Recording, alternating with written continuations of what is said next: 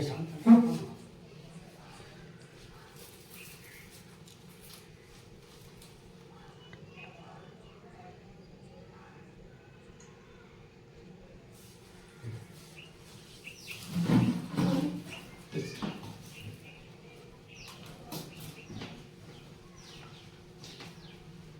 ನಮಸ್ಕಾರ. ನಿಮ್ಮ ಹೆಸರು? ನಮ್ಮ ಹೆಸರು ಶಂಕರಬಂಡೆ ಪೀರ್ ಸಾಬ್ ಅಂತ ಹೇಳಿ ಎಮ್ಮಿಗ್ನೂರು. ಈಗ ಯಾವ ರೀತಿ ಕಲಾವಿದರು? ನಾವು ರಂಗಭೂಮಿ ಕಲಾವಿದರು ಮತ್ತು ನಾವು ಬಯಲಾಟದಲ್ಲಿ ನಾಟಕದಲ್ಲಿ ಪಾತ್ರಗಳನ್ನು ಮಾಡ್ಕೊಂಡು ನಾವು ಕಲಾವಿದರಾಗಿದ್ದೇವೆ. ಎಷ್ಟು ಬಯಲಾಟ ಮಾಡಿದ್ದೀವಿ? ನಾವು ಬಯಲಾಟ ಬಂದು ರೇಣುಕಲಮ್ಮ ಕಥೆಯಲ್ಲಿ ಜಮದಾಗ್ನಿ ಪಾತ್ರ ಮಾಡಿ ನಾವು ಹೆಸರುವಾಸಿ ಆದಂಥವ್ರು. ಶಂಕರಬಂಡೆ ಜಮದಾಗ್ನಿ ಅಂದ್ರೇ ಫೇಮಸ್ ಆದಂಥವ್ರು. ಅದರಂತೆ ನಾನು 45ಕ್ಕೂ ಹೆಚ್ಚು ಬಯಲಾಟಗಳನ್ನು ಆಡಿನಿ. 45ಕ್ಕೂ ಹೆಚ್ಚು ಬಯಲಾಟ ಆಡಿನಿ. ರೇಣುಕಲಮ್ಮ ಪಾತ್ರದಲ್ಲೇ ಮಾಡಿದೆ. ರೇಣುಕಲಮ್ಮ ಜಮದಾಗ್ನಿ ಪಾತ್ರದಲ್ಲೇ ಮಾಡಿನಿ.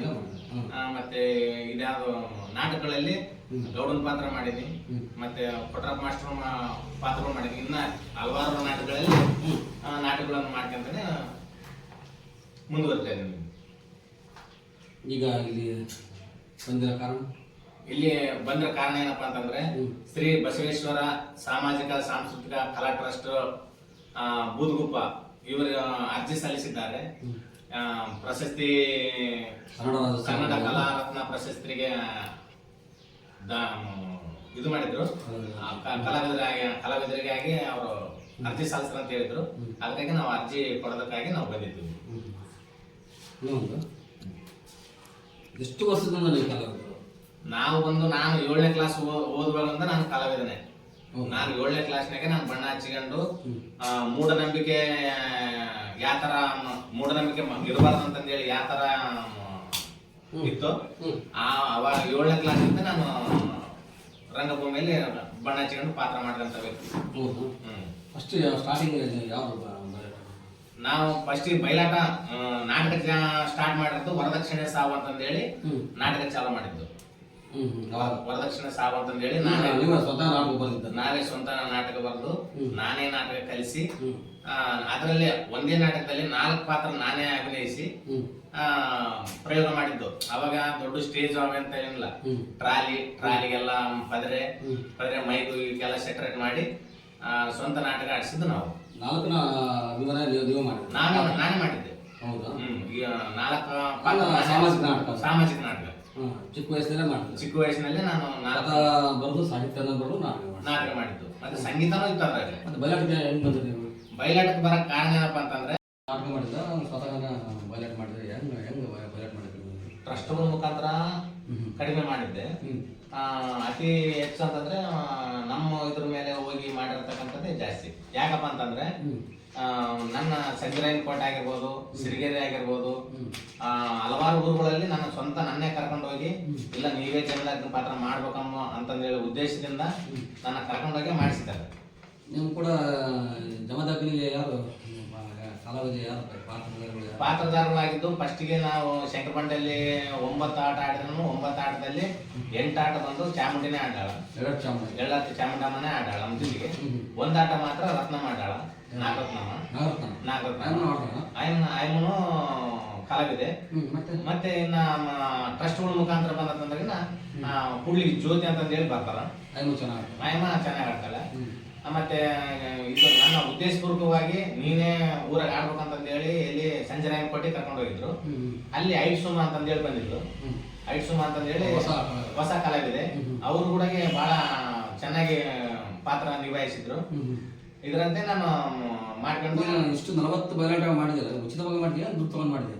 ಯಾರ ಹತ್ರನೂ ನಾನು 1 ರೂಪಾಯಿ ದುಡ್ಡು ಕೇಳಿಲ್ಲ, ನಾನು ತಾಣಲ್ಲ. ಯಾರ ಹತ್ರನ ಅವ್ರ ಕರೆದ್ರೆ ಪ್ರೇಮ ಪೂರ್ವಕ ನಾನು ಹೋಗಿದ್ದು, ನಮ್ಮ ಪಾತ್ರ ಮಾಡಿದ್ದು, ಸೀದಾ ಮನೆಗೆ ಬಂದಿದ್ದು. ಸಂಜರಾಯನ ಕೋಟೆ ಆಗಿರ್ಬೋದು, ಸಿರಿಗೆರೆ ಆಗಿರ್ಬೋದು, ಇನ್ನ ಹಲವಾರು ಊರುಗಳು, ಯಾವ್ಯಾವ ಊರುಗಳು, ಬಾಗಲಕೋಟೆಗೆಲ್ಲ ಹೋಗಿ ನಾವು ಆಡಿ ಬಂದಿದ್ರು ಕೂಡ ನಾವು ಯಾರ ಹತ್ರ ಒಬ್ರ ಹತ್ರ 1 ರೂಪಾಯಿಗಳನ್ನ ನಾವು ಇಸ್ಕೊಂಡು ಬಂದಿಲ್ಲ. ಅದರಂತೆ ಇಲ್ಲಿ ನಮ್ಮ ಬೂದಗುಪ್ಪ ಬಸವೇಶ್ವರ ಸಾಮಾಜಿಕ ಸಾಂಸ್ಕೃತಿಕ ಕಲಾ ಟ್ರಸ್ಟ್ ಐತಲ್ಲ, ಅವರನ್ನು ನಮಗೆ ಸಹಾಯ ಮಾಡಿ ವ್ಯವಸ್ಥೆ ಮಾಡಿಕೊಟ್ಟಾರ. ನಮಗೆ ಉಚಿತವಾಗಿ ಸಾಮಾನುಗಳು ಕೊಟ್ಟಾರ. ನಮ್ಮೂರಲ್ಲಿ ಶಂಕರಬಂಡೆಯಲ್ಲಿ ನಾವು ಇದಾಡ್ಬೇಕಾದ್ರೆ ಯಾವುದೋ ರಾಮಾಯಣ ಅಂತ ಚಾಲು ಮಾಡಿದ್ರು.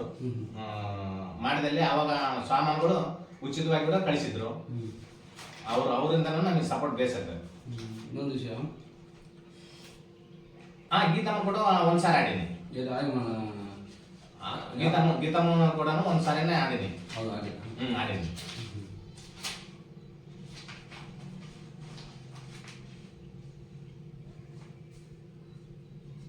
ಬಯಲಾಟದಲ್ಲಿ ಯಾಕೆ ಅಷ್ಟು ಉತ್ಸವ? ಬಯಲಾಟದಲ್ಲಿ ನೋಡ್ತಾನಲ್ಲ, ಏನೋ ನಾನು ವಿಡಿಯೋ ನೋಡ್ತಿರ್ತಲ್ಲ, ಆಡ್ತಾ ಆಡ್ತಾ ಅದು ಉತ್ಸವನೇ ಬರ್ತದೆ, ನೋಡ್ತಾ ಇದ್ದೀನಿ. ನನಗೆ ಯಾಕೆ ಅಷ್ಟು ಕೋಪ ಹೊರಗೆ ನೋಡ್ರೆ ಒಳ್ಳೆ ಕೂಲ್ ಅದೀವಿ. ಆ ಪಾತ್ರಕ್ಕ ಯಾವುದೇ ಪಾತ್ರ ಆಗ್ಲಿ, ಬಯಲಾಟದಲ್ಲಿ ಗಂಡು ಕಲೆ ಅಂತಂದೇಳಿ ಹೆಸರುವಾಸಿಯಾದಂತ ಕಲೆ. ಆ ಕಲೆಗೆ ನಾವು ಮೋಸ ಮಾಡಬಾರ್ದು. ಕಲೆ ರಾವಣಂದು ಕಲೆ ತಗೊಂಡು ಯಾವ ಹುಡುಗಂದು ಮಾತಾಡಿದ್ರೆ ರಾವಣಗ ಹುಡುಗ ಏನ್ ವ್ಯತ್ಯಾಸ ಐತೆ? ರಾವಣ ಅನ್ಸಂತಾನ, ಅಥವಾ ತಲೆ ಇಟ್ಕೊಂಡಂತ ರಾವಣ ಅನ್ಸಂತಾನ. ಹುಡುಗ ಮಾತಾಡ್ದು ತಮಾಷೆ ಮಾತಾಡಿದ್ರೆ ರಾವಣ ಅನ್ಸಂತಾನ. ರಾವಣ ವೇಷ ಕಟ್ಟಿದ್ರೆ ಅವ್ನು ರಾವಣನಾಗೆ ಮಾತಾಡ್ಬೇಕು. ಮನ್ಯಾಗ ಹೆಂಡತಿಗೆ ದಾಸನಾದ್ರೂ ಚಿಂತಿಲ್ಲ, ಪಾತ್ರದಲ್ಲಿ ರಾವಣನಾಗಿ ಇರ್ಬೇಕು. ಆತರ ಜಮದಾಗ್ನಿ ಮಾತ್ರ ಯಾವ್ದೋ ಕಾರ್ತಿಕ ಮುಂದೆ ಹೇಳ, ಇಲ್ಲ ರೇಣುಕ ಮುಂದೆ ಅದಂದ್ರೆ ಅದ ಹೇಳ. ಕಾರ್ತಿಕ ಅರ್ಜುನ ಕಾಮಧೇನು ಕೇಳಕ್ ಬಂದಿರ್ತಾನ. ಫಸ್ಟಿಗೆ ಶಾಂತಿಯುತವಾಗಿ ಒಂದು ಮೊದಲೇ ಮಾತು ಹೇಳಿರ್ತೀನಿ. ಆ ಮಾತಿಗೆ ನಿನ್ನಂತ ಬಡಜೋಗಿಗೆ ನಿನಗೆ ಯಾಕದು ಕಾಮಧೇನು ನಾನೇ ತಗೊಂಡು ಹೋದ್ನಂತಂದು ಹೇಳಿ ಸಿಟ್ಟಿಗೆದ್ದು ಮಾತಾಡ್ತಾನ. ಆಗಿನ ಮಾತು, ಯಾಹೆಲವೋ ಮೂರ್ಖಸಿ ಕಾಮಣಿ, ಸುರ ಸಮೂಹಕ್ಕೆ ಸಕಲ ಐಶ್ವರ್ಯವಾಗಿ ಪರಿಶೋಭಿಸುವ ಕಾಮಧೇನು ಭೋಗ ವಸ್ತುವಲ್ಲ.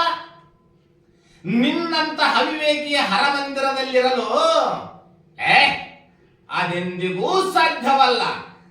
ನಿನ್ನ ಮಂದ ಬುದ್ಧಿ ಮರೆ ಮಾಡಿ ಕಾಮಧೇನುವಿನ ಸುದ್ದಿ ಎಂಬಿಟ್ಟು ತರುಲತೆಗಳ ಹಸರಿನ ಬನಸಿರಿಯ ಶಾಂತಿಧಾಮವಾದ ಈ ಆಶ್ರಮದಿಂದ ಹೊರಟು ಹೋಗು ಮೂಢಮತಿ. ಇಲ್ಲವಾಯಿತಂದರೆ ಬಂದೊದಗುವುದು ನೋಡು ನಿನಗೆ ದುರ್ಗತಿ. ಕಾರ್ತಿಕರಾಜನ ಮುಂದೆ ಇನ್ನೊಂದು ಅಶ್ವತ್ಥಾಮನ ಮಾತು ಅಂತಂದ್ರೆ, ಅಶ್ವತ್ಥಾಮನ ಮಾತು ಯಾವಾದ್ರೂ ಹೇಳ್ದು ನಂಗಂತಲ್ಲ, ಏನು ನಂಗೆ ಇಷ್ಟ ಬಂದ ಮಾತಿದ್ದು. ಅಧರ್ಮ ನಮ್ಮಿಂದ ಧರ್ಮ ಯುದ್ಧದಲ್ಲಿ ಅಧರ್ಮ ರಾಜನೀತಿಗೆ ಹೆಗಲು ಕೊಟ್ಟವರಾರು. ಭೂಮಿಗೂ ಭಾನಕ್ಕೂ ಯೋಗ ಸೇತುವೆಯ ಕಟ್ಟಿ ಬರುವ ಕಳೆದಿಟ್ಟು ಪರಲೋಕದಲ್ಲಿ ಪುತ್ರ ಶೂನಾರ್ಥವಾಗಿ ಪಣಬಟ್ಟ ದ್ರೋಣಾರ್ಯರ ದೇಹವನ್ನು ನಿನ್ನಣ್ಣನು ಆರ ಕಣ್ಸನ್ನೆಯಿಂದ ಕಡಿದು ಚೆಲ್ಲಿದನು. ಯಾರ ಪ್ರೇರಣೆಯಿಂದ ಸುಳ್ಳು ಸುದ್ದಿ ಹಬ್ಬಿಸಿದನು ಆ ಧರ್ಮ. ಮಹಾಮೋಸಗಾರನ ಕೃಷ್ಣ, ಆತನ ತಂಗಿ ನೀನು ಮಹಾ ಮಾಟಗಾರ್ತಿ. ಲೇ ಮಾಟಗಾರತಿ, ನಿನಗೋಸ್ಕರ, ಕೇವಲ ನಿನ್ನೊಬ್ಬಳಿಗೋಸ್ಕರ ಈ ಭೂಗೋಲಕ ಒಡಕಗೋಲಕವಾಗುತ್ತಿದೆ. ಈ ಮಹಾವಿಪ್ಲವದಲ್ಲಿ ಇದು ಅಶ್ವತ್ಥಾಮ ಮಾತು. ಇದು ನಾಟಕದ ಮಾತು ನೆನಪದ.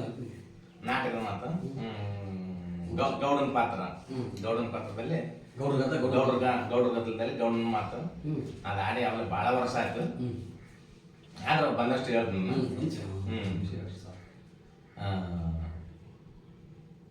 ನಿಮ್ದು ಸ್ವಂತ ಮಾಡಿರ್ತಾರ ಬರೆದಿದ್ದು ಸಾಹಿತ್ಯ ಮಾಡಿದ್ರಲ್ಲ, ಅದು ಮಾಡಿ ಸುಮಾರು ಯಾವ್ದು ನಾಟಕ 26 ವರ್ಷ ಮ್ಯಾಲೆ ಆಗ್ಬೋದು. ಸ್ವಂತ ನಾಟಕ ವರದಕ್ಷಿಣೆ ಸಾವು ಅಂತಂದೇಳಿ. ವರದಕ್ಷಿಣೆ ಸಾವು ಅಂತಂದೇಳಿ.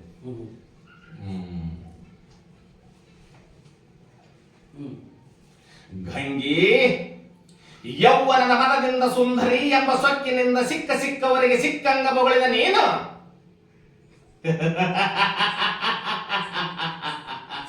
ಈ ಊರ ಮಾಲೆ ಗೌಡನ ಅಡಿಯುಡಿಯಾಗಿ ಬಾಳಲೇಬೇಕು. ಛಲವಂಕ ಮಲ್ಲನೆಂಬ ಮತ್ತೆ ಅದು ಅಶ್ವತ್ಥ ಇದ್ರ